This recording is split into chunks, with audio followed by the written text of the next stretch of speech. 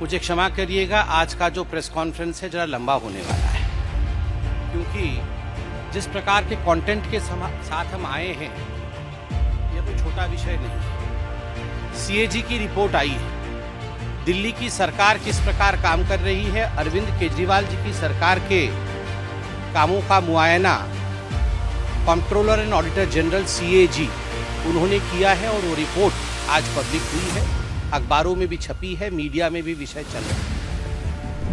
और याद रखिए, जब मैं सीएजी का रिपोर्ट कहता हूं तो उन दिनों को याद करिए, 2012-13, उस समय यही अरविंद केजरीवाल जी थे जो रोज शाम को सीएजी का रिपोर्ट लेकर बैठते थे और इस पर प्रेस कॉन्फ्रेंस करके सीएजी के रिपोर्ट पर ही इनकी पहली सरकार शीला दीक्षित के खिलाफ, कांग्रेस पार्टी के खिलाफ दिल्ली में बनी थी। तो स्वाभाविक रूप से सीएजी कितना महत्वपूर्ण है और उसके रिपोर्ट का क्या महत्व है वो अरविंद केजरीवाल जी समझते होंगे, ऐसा मेरा मानना है। सबसे पहले तो अनेकों विषयों पर सीएजी ने फोकस किया है, मगर सबसे महत्वपूर्ण विषय शीश महल है, उनका खुद का घर है।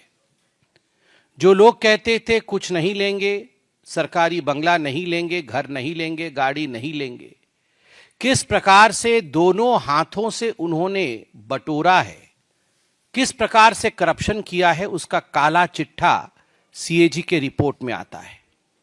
अब ये अरविंद केजरीवाल जी, उनका जो डेजिग्नेटेड घर है उसका एड्रेस है 6 फ्लैग स्टाफ रोड, आप सभी जानते हैं। अब ये फ्लैग स्टाफ रोड कोई आज का मकान नहीं है, जैसे यहां एमपीज के मकान होते हैं, सारे एमपी मिनिस्टर इत्यादि रहते हैं, ये पुराने जमाने के मकान हैं। कभी कभी इनमें रिनोवेशन होता है, रिनोवेशन होने के बाद ये रहने लायक बनते हैं, एक स्वाभाविक प्रक्रिया होती है। मगर आपको जान के आश्चर्य होगा कि सीएजी की रिपोर्ट कहती है कि 17 मार्च 2020, 17 मार्च 2020 को दिल्ली की पीडब्ल्यूडी डिपार्टमेंट ने एक प्रपोजल दिया कि इस 6 फ्लैग स्टाफ रोड को, केजरीवाल जी के मकान को रीमॉडलिंग करना होगा।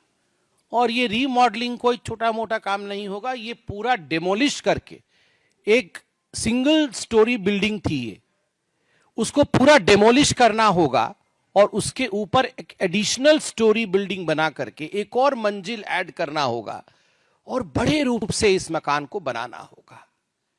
और ये प्रपोजल दिया 17 मार्च 2020 को पीडब्ल्यूडी डिपार्टमेंट ने, और एक दिन के अंदर ही इस प्रपोजल को मान लिया गया। विश्व में मुझे लगता है कहीं भी ऐसा नहीं हुआ होगा कि प्रपोजल आज दिया गया और आज ही मान लिया गया है, तुरंत मान लिया गया। अब मान लिया गया तो क्या हुआ, तो एस्टिमेशन होती है, कोई बिल्डिंग बनेगा, उसको तोड़ा जाएगा, नई बिल्डिंग बनेगी, तो एक एस्टिमेटेड कॉस्ट निकालना पड़ता है कि इतना खर्चा होगा।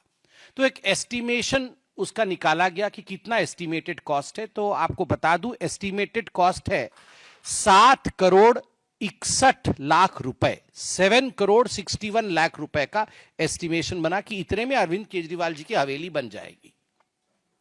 मगर बाद में टेंडर प्रोसेस होता है, एक तो एस्टिमेटेड कॉस्ट होता है, उसके बाद सरकार टेंडर निकालती है। तो टेंडर निकाला गया तो टेंडर का कॉस्ट 8 करोड़ 62 लाख रुपए का निकला। मतलब एस्टिमेटेड कॉस्ट 7 करोड़ का हुआ और जब टेंडर निकला तो वो 8 करोड़ 62। देश के मेंटर, बच्चे देश के मेंटर बनेंगे तो एजुकेशन डिपार्टमेंट का है। 9 अक्टूबर 2021 से 26 अक्टूबर 2021 तक इन्होंने एडवर्टाइजमेंट किया।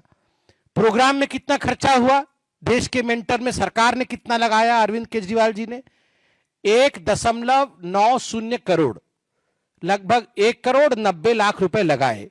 और एडवर्टाइजमेंट में कितना खर्चा हुआ, 27.90 करोड़। 1 करोड़ का प्रोग्राम, 28 करोड़ का एडवर्टाइजमेंट।